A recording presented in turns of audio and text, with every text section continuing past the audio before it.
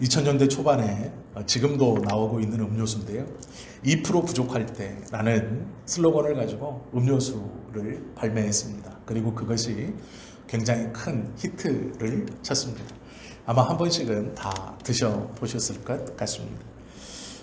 본문의 말씀은요, 고넬료의 회심입니다. 그런데 본문에서 등장하는 이 고넬료의 회심을 통해서 하나님이 원하시는 고넬료라는 사람이 예수님을 받아들여 하나님의 백성이 되는 것과 함께 또 하나님께서 또 한 사람의 회심을 원하고 또 한 사람의 회심을 중요하게 보고 계십니다. 그런데 문제는 우리는 성경을 통해서 이 고넬료의 회심에만 너무 집중하고 고넬료의 회심에 너무 포커스를 맞추다 보니 하나님께서 진정으로 원하시는 또 하나의 회심을 놓치고 있습니다. 오늘 이 두 가지를 함께 좀 보려고 합니다. 회심이 아니라 정확히 말하면 회심들입니다. 회심이 한 번이 아니고 두 번 하나님이 원하시는 회심은 고넬료 그리고 또 한 사람의 회심입니다. 먼저는 고넬료의 회심입니다. 고넬료라는 사람을 오늘 이 사도행전 10장에 보면 1절, 2절, 4절, 22절, 31절에 이 고넬료에 대한 설명이 나옵니다. 한 사람에 대해서 참 긴 설명을 하죠. 이름은 고넬료이지요. 그리고 직업은요, 로마의 군인입니다. 그리고 고위직 간부이며 장교입니다. 사회적으로 가장 강대국인 로마의 군인이고 일반 군인도 아니고 장교이고 그것도 장교에서도 고위직을 맡고 있는 사람입니다. 그런데 그 사람을 설명하는 신앙적 부분들이 뒤에 붙어 있습니다. 뭐라고 말하냐면 신앙은 하나님을 경외하는 자 이렇게 말하고 있고 4절과 22절에 보면 인격적으로 의인이다 라고 말하고 있습니다. 22절에 보면 칭찬받고 구제와 기도에 힘쓰고 부하에게 존경받는 자라고 고넬료를 설명하고 있습니다. 어떻게 보면 완벽한 사람이죠. 구원받을 만한 이 정도 인격이고 이 정도 삶이고 이 정도 여건이면 충분하다라고 생각하는 그러한 사람입니다. 성경은 이 고넬료를 자세하게 설명합니다. 그러면서 3절에 보시면 이 훌륭한 고넬료에게 하나님이 사자를 급파합니다. 얼른 보내세요. 문제가 있습니다. 보내시는 이유가 뭐냐면 고넬료가 칭찬받고 고넬료가 하나님을 경외하고 고넬료가 세상적으로 잘 나가고 지위가 높고 그의 인격이 훌륭하고 부하들에게 존경받아서가 아닙니다. 하나님께서 10장 3절에 천사를 보내신 이유가 뭐냐면 오히려 2% 부족한 고넬료를 구원하시기 위해서입니다. 쉽게 설명하면 이거죠. 고넬료가 구원받을 만해서 하나님이 천사를 보내신 것이 아니고요. 고넬료가 가지고 있는 그것이 구원의 조건이 되지 못하기 때문에 천사를 보내시는 겁니다. 자기 스스로 구원받을 만한 조건을 다 가지고 있다면 천사를 보낼 이유가 없죠. 그러나 하나님은 내가 가지고 있는 그 칭찬들을 만하고 자랑할 만한 것들이 구원의 조건이 되지 못하기 때문에 천사를 보냅니다. 2% 부족하기 때문이죠. 완벽한 것 같고 100% 구원받을 만한 사람인 것 같지만 아니요. 그가 가지고 있는 그 선행, 그 마음의 선함, 의인이라고도 말하는 그 삶의 방식, 그것으로 구원이 부족하기 때문에 하나님은 천사를 고넬료에게 보내시죠. 훌륭한 사람이라는 조건이 구원받을 만한 조건이 되지 못합니다. 그러기에 하나님의 선택과 보냄이 필요하다라는 것이죠. 그는 아직 완전한 구원이 무엇인가를 알지 못합니다. 구도자라고 볼 수는 있죠. 깨끗한 생활, 존경받는 생활, 또 그의 마음에 하나님을 경외하고 존중하는 마음이 있었습니다. 그러나 그것으로 구원받지 못합니다.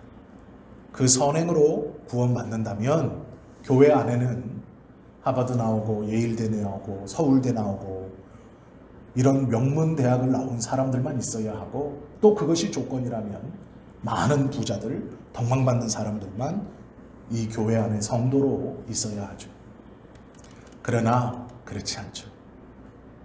그것이 칭찬받을 만하나 구원의 조건은 되지 못합니다. 그러기에 천사를 보냅니다. 그에게. 그것이 우리가 첫 번째 보아야 하는 것이죠. 우리가 생각할 때 20% 넘치는 사람들은 하나님의 은혜를 받아들이지 못합니다. 내 생각에 이만만 하면 됐고 내가 이 정도 되면 남부럽지 않게 살지 라고 하는 사람들은 하나님의 은혜와 구원의 경험을 얻을 수 없습니다. 왜 그러냐면 스스로 부족하다고 느끼지 않기 때문이죠. 모두 다 자기가 할 수 있다고 생각하죠. 그런 사람에게는 하나님의 구원이 필요 없다고 스스로 거절합니다. 목회자를 가만히 보면 저도 마찬가지지만 고집이 있습니다. 다른 이가 설교를 비난하면 화를 내죠. 그러나 엄밀히 따지면 겸허히 받아들일 수 있어야 합니다. 말씀은 목회자가 전하는 것이지 하나님을 비난한 것이 아님에도 불구하고 어떤 목회자들은 하나님이 비난받은 것처럼 화를 내고 분노합니다. 그럴 수 없죠. 2% 부족하다는 걸 인정하지 못하면 하나님의 은혜들을 받을 수 없습니다. 고넬료가 외형적으로 보기에는 완벽한 사람이었습니다. 완벽한 사람인 것처럼 보입니다. 그의 삶은 진짜였습니다. 그러나 스스로 자기를 구원할 수 없죠. 하나님께서 고넬료를 눈여겨보시고 하나님의 선택으로 그의 선함과 그의 가지고 있는 것이 구원의 조건이 아니라 하나님의 일방적인 선택과 은혜가 있어야 내가 구원받을 수 있다. 그리하여 천사를 보내시는 것이죠. 하나님은 놀라운 것은요, 고넬료라는 사람이 있습니다. 칭찬받을 만한 사람입니다. 부족하지 않아요. 모자라지 않습니다. 그런데 그에게 무엇을 보냅니까? 천사를 보냅니다. 놀라운 것은 그 천사가 복음을 전하지 않는다라는 것입니다. 고넬료는 칭찬받을 만한 사람이었습니다. 하나님이 그에게 천사를 보냅니다. 그러면 그 뒤에 무슨 일이 일어나야 됩니까? 천사가 복음을 전하는 것이죠. 천사가 복음을 전해야죠. 내가 공경하는 하나님이 나를 보냈다, 고넬료야. 너는 하나님의 아들인 예수를 너의 구세주로 믿어라. 이러면 게임 끝나는 겁니다. 그럼 고넬료가 안 믿을까요? 천사가 와서 나에게 복음을 전했는데, 그런데 놀라운 것은요, 성경은 그렇게 하지 않습니다. 이 천사가 와서 고넬료에게 뭐라고 그럽니까? 욥바 무두장이 시몬의 집에 거하고 있는 베드로를 청하라. 이렇게 말합니다. 하나님이 천사를 보내셨어요. 그 천사가 직접 복음을 전하지 않습니다. 그 천사가 하는 말은 무엇입니까? 베드로를 청해라 라는 겁니다. 이상하죠? 직접 전해도 되잖아요. 천사가 복음을 모를까요? 하나님이 보내신 자가 아닐까요? 아니죠. 성경은 하나님께서 이 천사를 고넬료에게 보냈다라고 말합니다. 그러면 왜 천사가 직접 복음을 전하면 되는데 그렇게 하지 않고 베드로를 청해라 라고 말합니다. 여기서 우리가 놀라운 것을 알 수 있죠. 하나님께서는 부족한 자들을 사용하셔서 당신의 나라를 확장시켜 가신다라는 것이죠. 그러기에 우리가 예수 그리스도를 믿고 말씀을 듣고 그 말씀을 또한 나의 은혜로 삼고 전할 수 있는 내가 자격이 있어서가 아니라 하나님의 보내심을 통해 그리 살 수 있다라는 것입니다. 이 말은 놀라운 말입니다. 천사가 고넬료에게 나타났고 그 고넬료에게 복음을 전하지 않고 베드로를 청하라.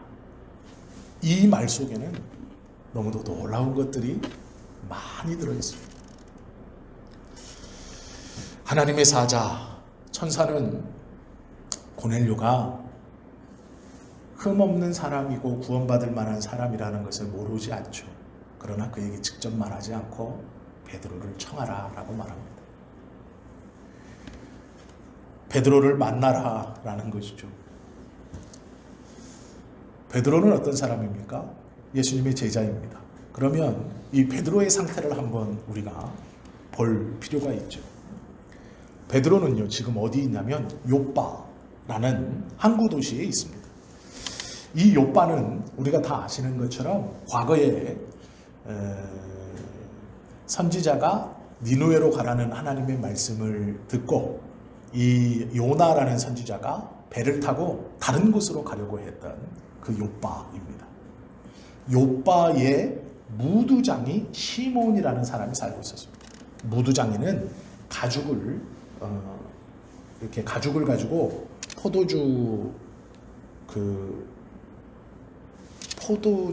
부대도 만들고 가죽을 가지고 신도 만들고 장갑도 만들고 또 아시겠지만 토시 같은 것 이런 것도 만드는 그런 가죽 장인입니다. 이 무두장인은 가죽을 가지고 여러 가지를 만드는 사람들을 일으켜 무두장이라고 합니다. 그런데 유대인들은요, 이 무두장이를 시체를 동물의 사체를 가까이 하는 사람들이었기 때문에 예루살렘 성 밖에 거주하게 했습니다. 무엇이냐면 유대인들이 느끼기에 이 무두장이는 동물의 사체를 가까이 하는 사람들이라서 부정한 사람들이었습니다. 그래서 예루살렘 안에, 성 안에 이들을 거하게 하지 않고 예루살렘 성 밖에 이 무두장이들을 살게 했습니다. 그리고 필요한 가죽 제품들을 밖으로 나가서 사왔죠. 베드로는 지금 사도행전 10장에서 어떤 위치에 있냐면 교회 지도자의 위치에 있습니다. 성경을 이 10장에서 말씀하시는 베드로는 제6시 시간을 따라 기도하는 사람입니다. 그런데 유대인이면서 예수님을 믿고 있는 이 예수 공동체의 지도자이면서 유대인이면서 예수 공동체의 지도자가 유대인들이 꺼려하고 특별히 랍비나 종교 지도자들이 꺼려하는 시체를 가까이 하는 사람의 집에 거한다 라는 것은 베드로의 개방성을 의미하는 것이죠. 베드로는 과거 랍비들처럼 꽉 막힌 사람은 아니었습니다. 무두장이 집에 거할 수 있다라는 것은 어느 정도 부분적으로 열려있는 사람입니다. 이해가 되시죠? 그래서 성경은 의도적으로 무두장이 시몬의 집에라는 말을 두세 번 반복해서 기록하고 있습니다. 베드로는 부분적으로 열려있는 사람이라는 것이죠. 그를 청해라 라고 말합니다. 그런데 그 일이 있기 전 베드로에게 어떤 일이 벌어지느냐. 베드로가 비몽사몽 기도하는 중에 하늘에서 보자기 하나가 내려옵니다. 그리고 나서 베드로가 그 보자기 안에 있는 것들을 보니 부정한 것들이 가득 들어있습니다. 하나님은 말씀하죠. 먹어라. 하나님, 이건 부정한 겁니다. 제가 먹지 못하겠습니다. 내가 깨끗하다고 하는 것을 네가 부정하다 하느냐? 먹어라. 아니요, 저는 먹지 않겠습니다. 두 번째 보자기가 내려오고 먹어라. 제가 먹지 못합니다. 세 번째 보자기가 내려오고 먹어라. 제가 먹지 않습니다. 그 경험을 했습니다. 베드로는 부분적으로 열려있는 사람입니다. 그러기에 무두장이 시몬의 집에 거주하죠. 과거의 랍비나 그 시대의 랍비들은 절대로 무두장이와 가까이 하지 않습니다. 심지어 동물의 사체를 다루는 그들의 집에 머문다. 이건 생각할 수 없는 이야기입니다. 그러나 예수 공동체의 지도자였던 베드로는 그 무두장이의 집에 거주하고 있습니다. 부분적으로는 열려 있습니다. 이 베드로가 고넬료를 만납니다. 베드로도요, 부분적으로는 열려 있지만 2% 부족한 사람입니다. 하나님이 거룩하다? 깨끗하다? 아니요, 제가 생각할 때는 속된 겁니다. 저건 부정한 겁니다. 베드로도 2% 부족한 사람입니다. 고넬료도 2% 부족한 사람입니다. 이 본문을 가만히 보시면 2% 부족한 베드로가 2% 부족한 고넬료를 만나러 가죠. 사도행전 9장 43절에 보시면 이런 말씀이 있습니다. 베드로가 욥바에 여러 날 있어 시몬이라 하는 무두장이의 집에 머무니라. 10장 6절에 보면 그는 무두장이 시몬의 집에 유숙하니 그 집은 해변에 있다 하더라. 베드로가 어디 있는가? 무두장이 시몬의 집에. 성경은 이렇게 반복해서 무두장의 집에 베드로가 거한다 라고 말합니다. 의도적으로 하는 얘기입니다. 베드로는 과거의 랍비들과 다른 사고방식을 갖고 있죠. 열려 있습니다. 그러나 다 열려 있는 게 아니라 조금 열려 있습니다. 그래서 무두장이의 집에 거주하기는 합니다. 그런데 문제는 이방인이 구원받을 수 있다는 것에 대해서는 인정하지 못합니다. 하나님이 깨끗하다 한 것에 대해서 베드로는 아직도 속되고 더럽다라고 생각합니다. 하나님께서 깨끗하니 먹어라 하는 것을 베드로는 먹을 수 없다고 얘기합니다. 부분적으로는 열려 있지만 다른 부분들은 닫혀 있다라는 것이죠. 베드로는 습관에 따라 기도하는 지도자였습니다. 무두장의 집에 갔습니다. 거기서 거주합니다. 많이 열려 있죠. 그러나 완전히는 아닙니다. 이 베드로가 고넬료를 만나서 회심시켰습니다. 고넬료는 베드로가 전하는 복음을 듣고 예수를 그리스도로 믿기로 다짐하고 그 집이 구원받습니다. 이것이 고넬료의 회심입니다. 그런데 오늘 본문을 가만히 보시면 하나님이 또 하나의 회심을 원합니다. 고넬료는 회심했습니다. 그럼 이제 또 하나의 회심이 남았습니다. 누구이겠습니까? 베드로입니다. 부분적으로 열려있던 베드로. 부분적 회심. 무두장의 집에 거하는 것은 오케이. 그러나 내 마음의 기준으로 부정한 것, 이방인이 구원받는 것 생각할 수 없는 것. 그런데 놀라운 것은요, 하나님은 고넬료의 회심뿐만 아니라 베드로의 회심, 두 번째 회심을 원하신다라는 것이죠. 고넬료의 회심을 통해서 이 두 번째 회심을 하나님이 원하셨습니다. 그게 누구의 회심입니까? 베드로의 회심입니다. 베드로는 회심해서 예수 믿는 사람 아닙니까? 그래서 초대교회 지도자가 되지 않았습니까? 맞습니다. 그런데 그 베드로가 완전히 열려져야 하는 사건이 오늘 이 고넬료의 회심입니다. 고넬료를 만나고 오늘 우리가 함께 읽었던 이 본문처럼 베드로가 고백합니다. 34절, 35절이죠. 베드로가 입을 열어 말하되 내가 참으로 하나님은 사람의 외모를 보지 아니하시고 각 나라 중 하나님을 경외하며 의를 행하는 사람은 다 받으시는 줄 깨달았도다. 이것이 이방인 선교의 물꼬를 트는 아주 놀라운 고백이고 사건입니다. 하나님은요, 고넬료의 회심을 기뻐하셨습니다. 그러나 고넬료의 회심을 통해 고넬료뿐만 아니라 베드로의 두 번째 회심을 의도하셨고 그 베드로는 하나님의 의도를 따라 두 번째 회심을 고백합니다. 이제 내가 알았습니다. 하나님은 모든 이방인들도 구원받기를 기뻐하신다. 모든 나라 중에 하나님을 경외하는 모든 자들, 유대인들뿐만 아니라 모든 자들을 하나님은 용납하신다는 것을 이제 내가 알았습니다. 라는 고백입니다. 이게 하나님이 의도한 두 번째 회심입니다. 그럼 우리는요, 이미 고넬료의 회심을 경험했습니다. 그래서 우리는 다 예수를 그리스도로 고백하죠. 그러면 우리에게 필요한 두 번째 회심이 있습니다. 회심은 돌아서는 것이죠. 베드로처럼 부분적으로 열려있던 어떤 것, 내가 무두장이 시몬의 집에 거하는 것, 오케이, 아무 문제 없습니다. 그런데 하나님이 원하시는 건 더 넓은 거예요. 하나님이 원하시는 건 베드로의 두 번째 회심처럼 더 넓은 거예요. 우리에게 원하시는 것이 이겁니다. 고넬료의 회심, 우리는 이미 그것을 고백했죠. 그래서 예수님을 그리스도로, 나의 구세주로 고백하죠. 그러면 우리에게 부족한 것이 무엇입니까? 두 번째 회심입니다. 내 마음에 내 생각의 기준, 부정하다, 속되다, 갖고 있는 것, 그러나 그것이 아니라 하나님이 거룩하고 하나님이 온전하고 하나님께서 괜찮다 하시는 것들을 인정하는 것, 그것을 인정하고 고백하는 것, 이것이 고넬료의 회심에서 하나님께서 원하셨던 두 번째 베드로의 회심입니다. 오늘 우리에게 필요한 회심이 그것이죠. 베드로가 입을 열어 말하되 내가 참으로 하나님은 사람의 외모를 보지 아니하시고 각 나라 중 하나님을 경외하며 의를 행하는 사람은 다 받으시는 줄 깨달았다. 얼마나 놀랍습니까?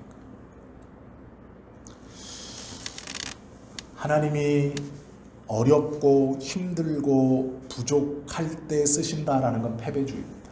이거 잘 구별하셔야 됩니다. 내 삶이 어려울 때 하나님을 바라보는 것은 하나님의 은혜이지요. 그런데 우리가 잘못된 생각을 할 수 있어요.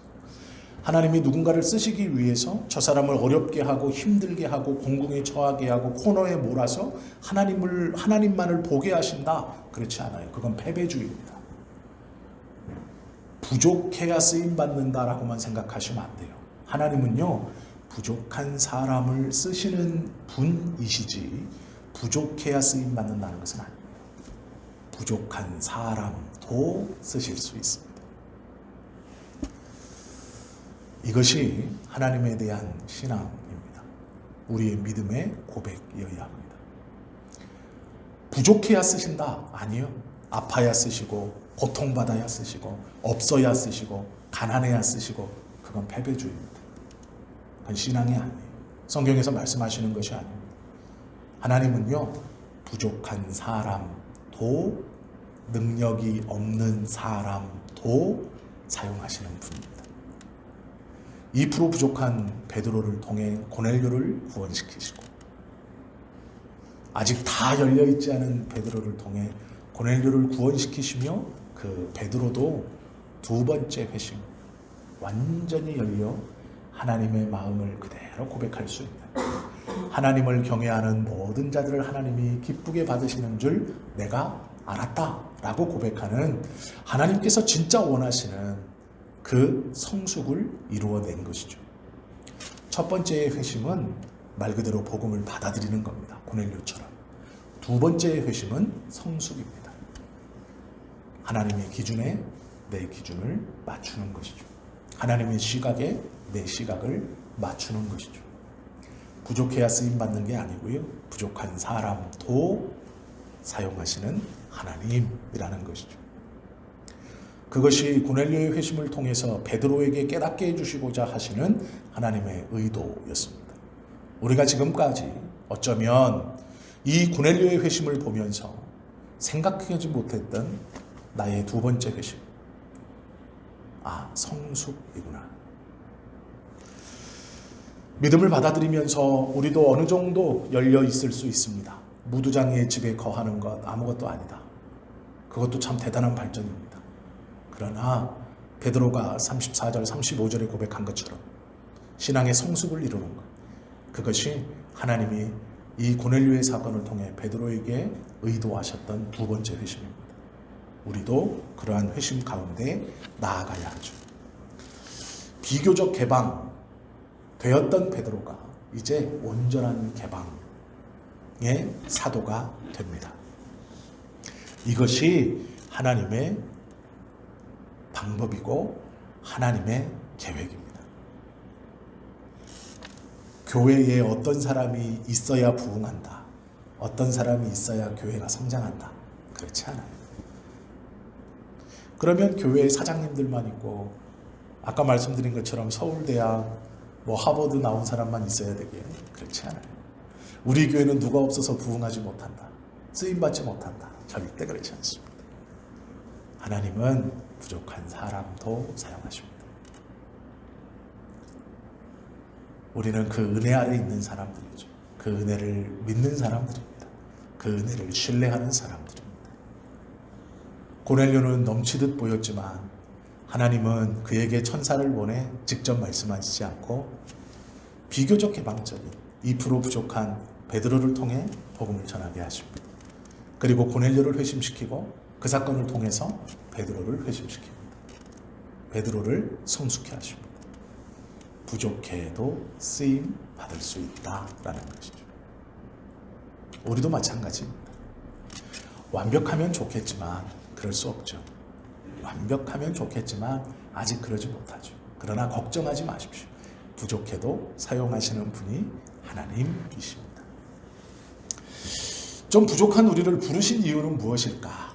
한 번은 고민해 봐야 하죠. 하나님은요, 하나님의 시선을 가지고 세상을 보는 사람이 되기를 원하셔서 우리를 부르신 겁니다. 우리가 부족하지만 왜 우리를 부르시는가? 하나님의 시각으로 세상을 볼 수 있는 사람으로 만들기 위해서 우리를 부르신 거죠. 사도행전 15장에 보면요, 베드로의 얘기가 한 번 더 나옵니다. 그런데 이때 예루살렘 공의회에서 아주 치열하게 논쟁하고 있었습니다. 그게 뭐였냐면 이방인들이 예수님을 믿어 하나님의 백성이 되는데 이들에게 할례를 요구할 것이냐 말 것이냐를 가지고 예루살렘에서 총회가 열립니다.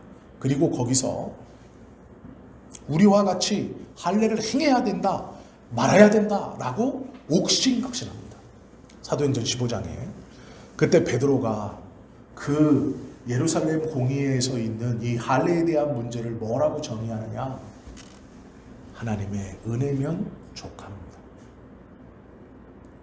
그들에게 억지로 할례를 행하지 맙시다.